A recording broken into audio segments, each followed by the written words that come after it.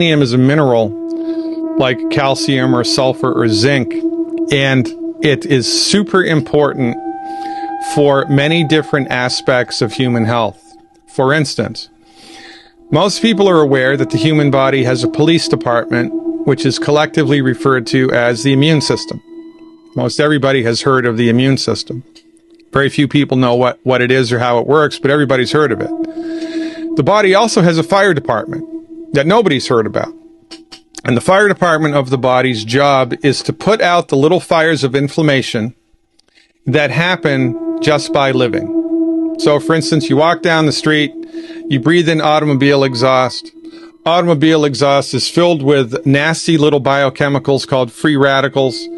Free radicals get into your blood and they cause inflammation, like little firecrackers in your blood. They cause inflammation in different organ systems. Free radicals are everywhere all the time. They're in the food, they're in the water, they're in the air. And especially, if you live in an urban setting, you don't eat organic, there's a lot of free radicals in your body causing little bits of inflammation all the time. And like the fella said, that it was the straws that broke the camel's back. A little bit every time, a little bit every time, a little bit every time, a little bit every time. So in order to deal with this, remember, the body's smart. The body knows that this is going on. So the body has a process through which it handles this. And it's the fire department of the body. And the captain of the fire department of the human body is selenium. Selenium is extremely important to help your body put out the little fires of inflammation that occur just as a natural part of life. And there's a biochemical that the human body makes. It's called glutathione. And glutathione is like the water that the firemen use to put a fire out in the house. All right? Glutathione is an anti-inflammatory agent in the human body. But glutathione, when a molecule of glutathione encounters a free radical, so here's the glutathione, here's the free radical, it will engulf the free radical and then remove the free radical, and in removing the free radical, it destroys itself. Kind of like when a bee stings you, it dies, right?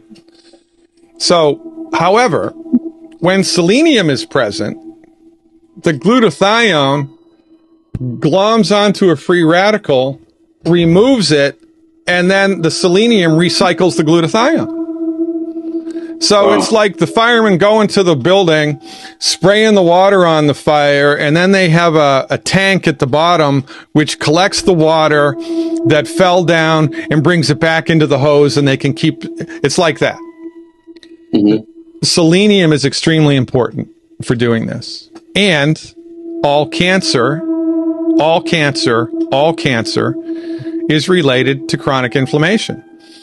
There have been lots of studies done that have shown that selenium, all by itself, just selenium, not the other 89 essential nutrients, just selenium, because, researchers in the 21st century, they don't have a holistic orientation.